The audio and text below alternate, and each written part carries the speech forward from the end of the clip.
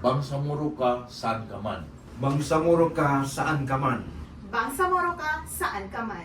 Bangsamoro ka, saan ka man.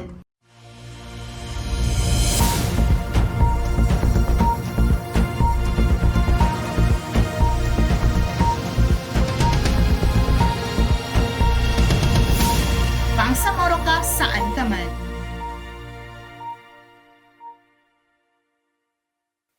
Assalamualaikum warahmatullahi ta'ala wa barakatuh. Magandang araw po sa inyong lahat. Ako po si Omulvir Nudin at ito ang Bangsamoro Ka Saan Ka Man Season 2, kung saan binibigyan boses natin ang mga Bangsamoro communities na nasa labas ng bar. Ngayong episode, isa na namang makabuluhang talakayan ang ating pagsasaluhan. Tatalakayin natin ang tinig mula mismo sa ating mga kapatid mula sa Region 9 and Region 10. Kasama natin ngayon ang dalawang mahalagang panauhin, mga consultant mula sa Office for Other Bangsamoro Communities. Sila ang nasa unahan ng ating pakikisalamuha at pag-unawa sa mga tunay na pangangailangan ng ating mga kapatid sa labas ng bar. Una sa lahat, maraming salamat po sa inyong pagdalo. Bago po tayo magsimula, sir, maaari po ba kayong magpakilala at magbigay ng konting background lamang po tungkol sa ginagawa po ninyo sa ating community? Sir? Ako po ay si Amir Paser, residente po ng Sultan Nagadima Puro Lanao del Norte, probinsya ng Lanao del Norte under Region 10. At kasalukuyan, isa po tayong kawani ng gobyerno. Nasa Commission on Elections po tayo at meron din tayong mga grupo na nandoon din yung mga kapatid nating mga Bangsamoro communities.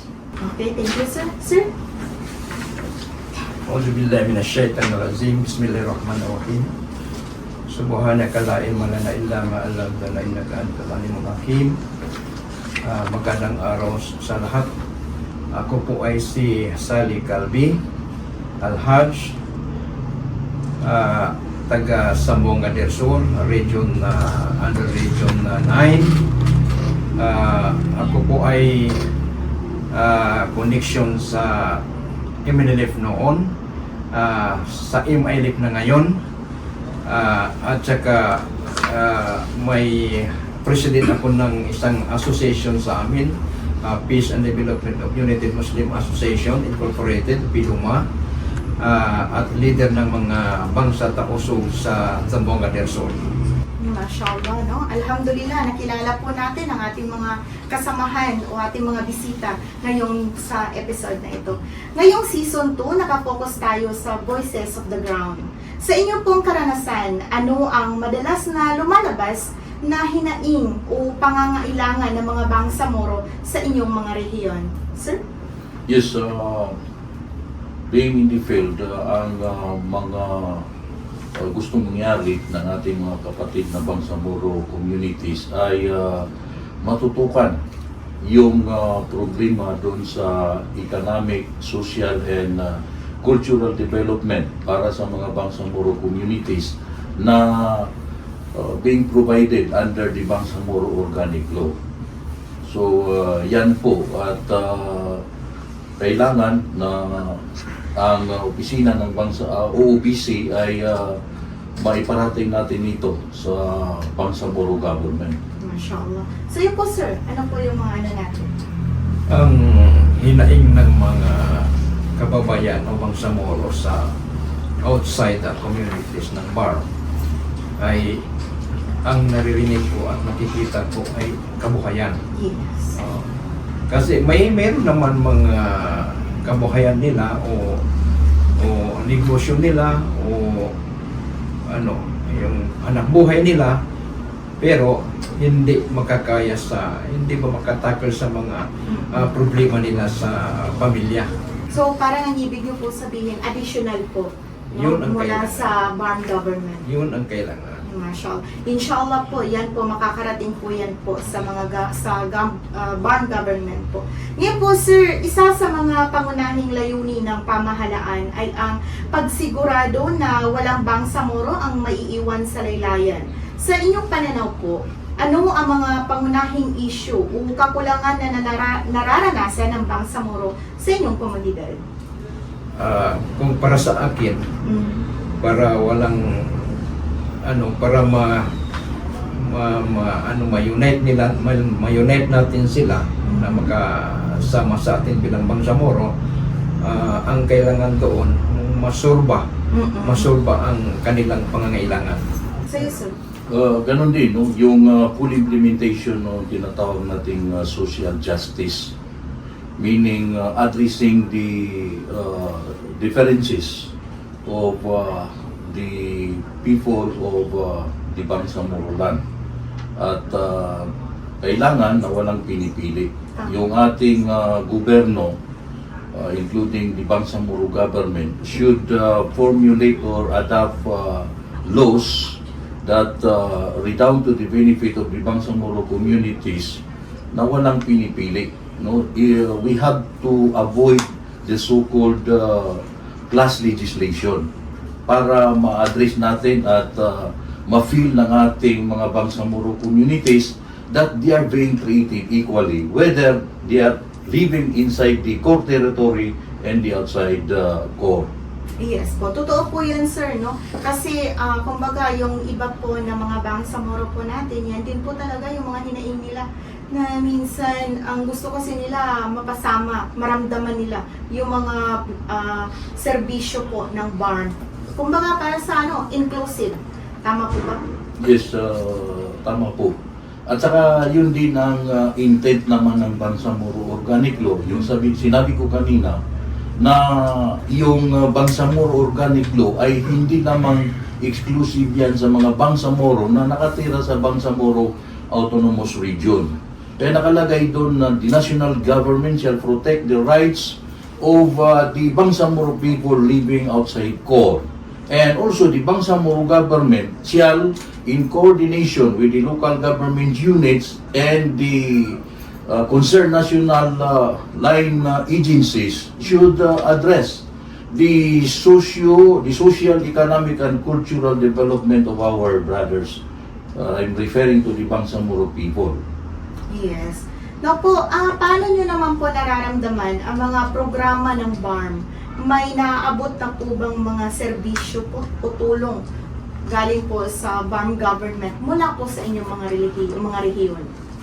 Ako naman, no, in fairness to the Bangsamoro government, mayroon naman tayong mga nakikitang tulong sa ating mga Bangsamoro communities.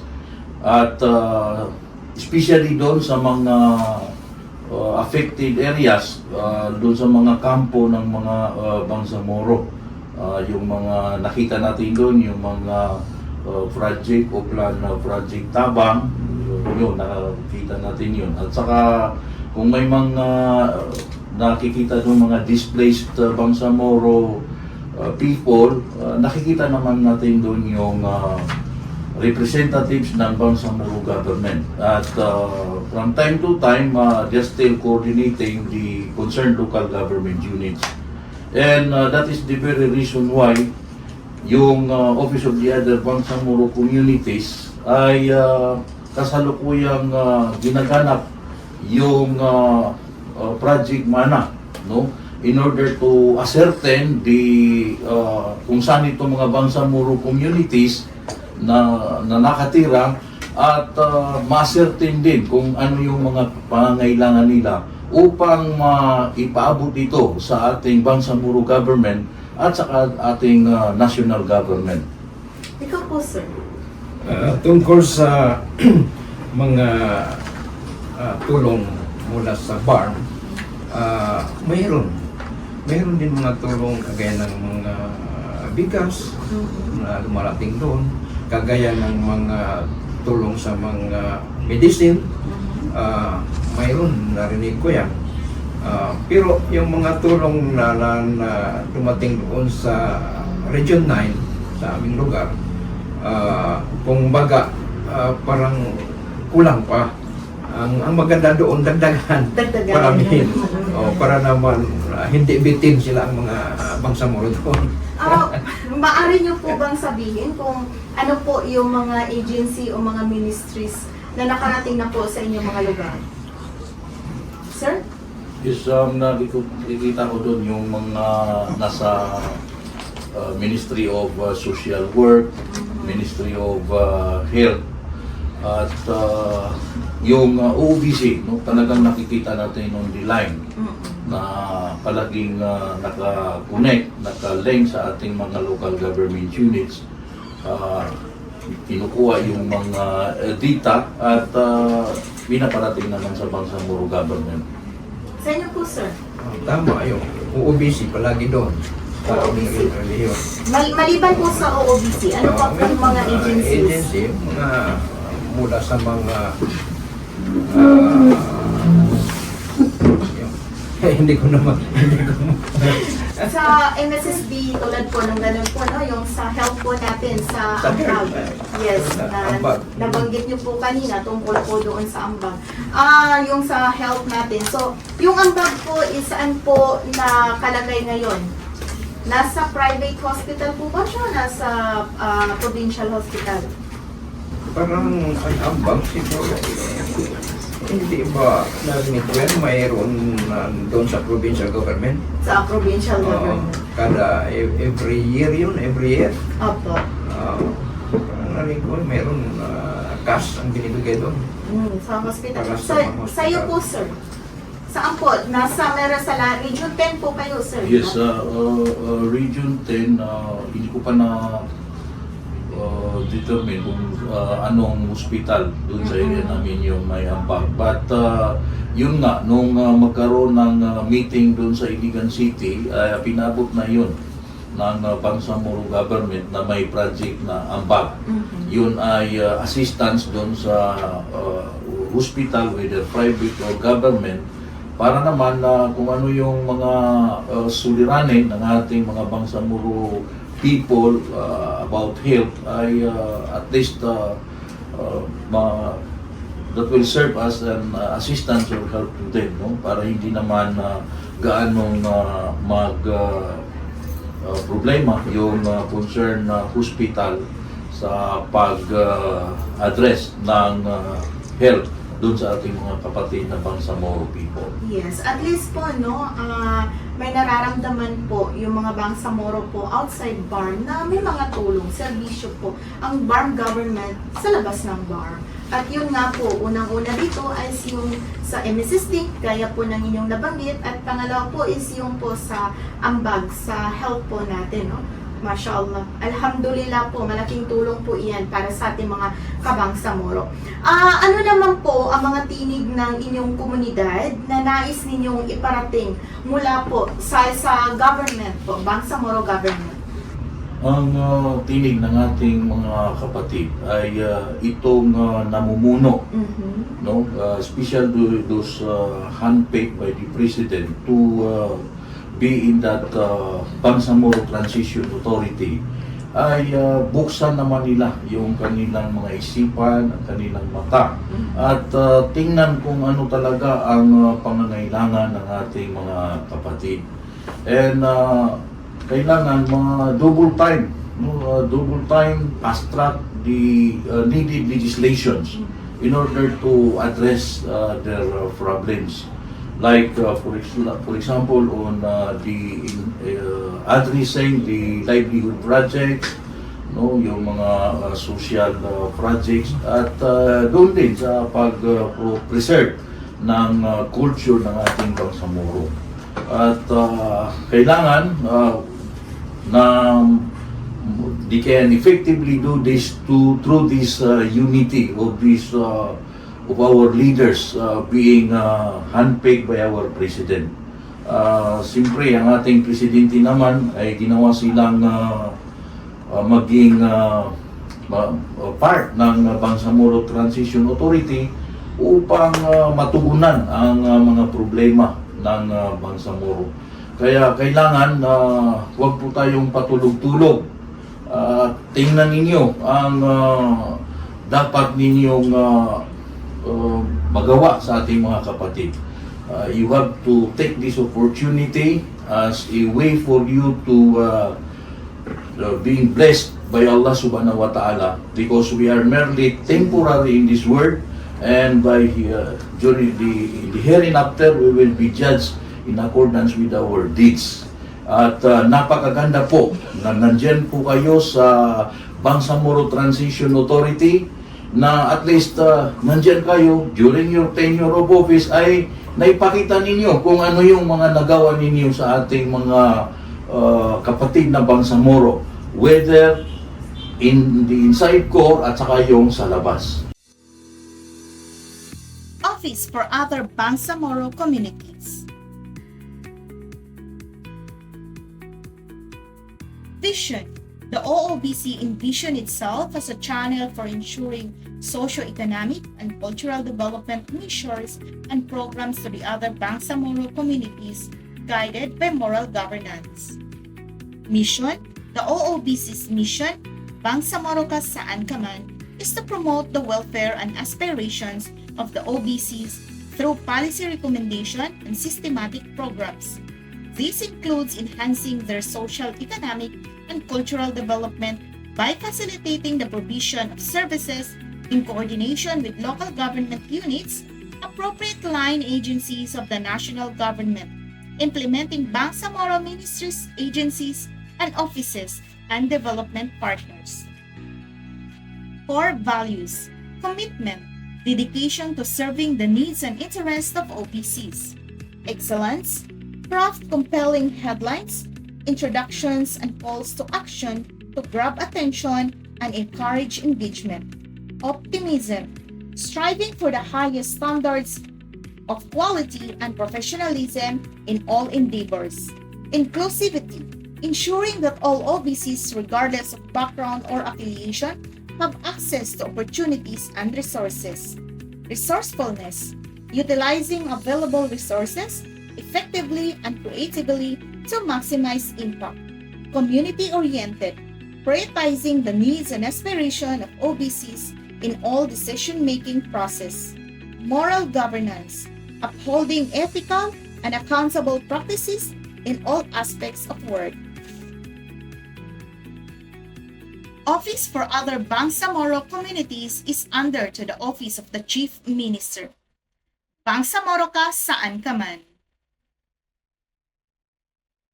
Sir, sa iyo po sir, bilang consultant po ng Region 9, ano po ba yung mga tinig ng inyong community na nais niyo pong iparating para po sa ating Bangsamoro government? Ang gusto namin, no, iparating sa Bangsamoro government na yung maliban sa mga tulong na pang-medicine o health, maliban sa mga tulong ng ibang mga tulong na ang maganda doon na ma-providean silang livelihood program para naman makasupport sa kanilang pangailangan. Yun lang ang So, livelihood talaga. Kahit ano, basta livelihood, no? Livelihood. Yes, malaki tulong po kasi kapag nagkaroon po ng trabaho o livelihood po ang mga bawat pamilya, inshallah po aangat po yung kanilang mga buhay. Sa inyo pong palagay, paano po mas mapalakas ang koneksyon ng OBCs o other Bangsamoro communities sa Bangsamoro government po? Sir? Ang maganda doon, no? Isang paraan para lumakas ang bangsam outside na o OBC Opo. sa ibang Other kagaya ng Bangsamoro. aming region, Yes. Region 9, ang maganda mayroon doon na malagyan ng branch o sangay Field office. office Yes, ng field OBC. office. Opo. At saka para madali punta doon yung mga Bangsamoro na hindi kaya makapunta dito sa Cotabato, doon lang sa region. At saka ang pwede rin gagawin naman ng mga consultant kagaya namin, mag-organize ng mga Bangsamoro para madali ang communication sa kanila. Kung may organization o ano yan, CSO. Yes po. Yes po. Nabanggit niyo po kanina, no, yung tungkol po sa field office. Inshallah po, magkakaroon po tayo ng field office po sa mga bawat region. Actually nga po, kung hindi po ako nagkakamali, inshallah, next month sisimulan natin sa Davao muna, no? Sila po muna yung, magkakaroon tayo doon ng field office. On the process na po, lahat po ng mga papers po, no, na magagamit po natin. Inshallah, sa susunod naman po sa inyo pong region. Sir, ikaw po, sir. Yes, ganun rin. No? Ang pinaka-importante dyan is establishing an effective link, Yes. coordination, and communication between the people, the Bangsamoro communities outside CORE and the Bangsamoro government para at least marinig yung mga hinaing ng ating mga kapatid na nasa labas. Now, for that matter, the administrative code of the Bangsamoro has established the Office of the Other Bangsamoro Communities, the OOBC in short, under the Office of the Chief Minister. Now, para maging effective yan, I join with the observation of my co-consultants na kailangan i-spread natin ang presence ng OOBC. That is by establishing satellite offices, no? Satellite offices in not only sa mga region, no, but kung kaya natin is every province meron tayong satellite office ng OOBC upang lessen yung burden ng ating mga kapatid na Bangsamoro. Hindi na kailangan papunta pa sila dito sa regional center ng Barn, kundi doon mismo sa satellite office ay ma-receive yung kanilang mga complaints, mga suggestions, at may parating natin sa Bangsamoro government. So, yun, ako ay naniniwala that linkage is an important way of solving the problem. And thereby, ma-feel ng ating mga kapatid na talagang isinatuto ng ating administrasyon ng Bangsamoro government na talagang walang iwanan. Tama, mashallah. Inshallah po, sir, magkakatotoo po yan, no? Dahil yan po talaga yung gusto ng Office for Other Bangsamoro Communities na magkaroon po tayo ng mga link para po doon po sa community at marinig po natin kung ano po ang kanilang mga hinaing. Inshallah po, on the process, gaya po ng sabi ko po kanina, inshallah, on the process, mauuna po ang sa Davao region. Inshallah po, no? Sir, ang inyong... Yes, sir. Po, ma'am. At in addition, Yes, sir. kung gusto nating ma-establish yan, the Bangsamoro government is necessitated, no? Very indispensable talaga na kailangan punduhan yung OOBC, the Office of the Other Bangsamoro Communities. Dahil kung isipin natin ay mas maraming mga Bangsamoro people outside the core kumpara sa inside core. So kaya nga I am suggesting that the Bangsamoro government has to provide the sufficient fund for the OOBC so that the OOBC can effectively discharge its duties and responsibilities in dealing with the Bangsamoro communities living outside core. No? Yun ang pinakamaganda. Inshallah po, inshallah. So sir, ano po naman ang inyong pananaw sa Inclusive Bangsamoro? Isang rehiyon at pamayanan na saklaw ang lahat kahit saan man sila naroroon. Yes, pinakamaganda yan, ma'am. Sana yung vision na yan ay sa katuparan ng ating Bangsamoro government or itong national government natin. Para talaga, yung sinabi ko kanina, ma-feel na talagang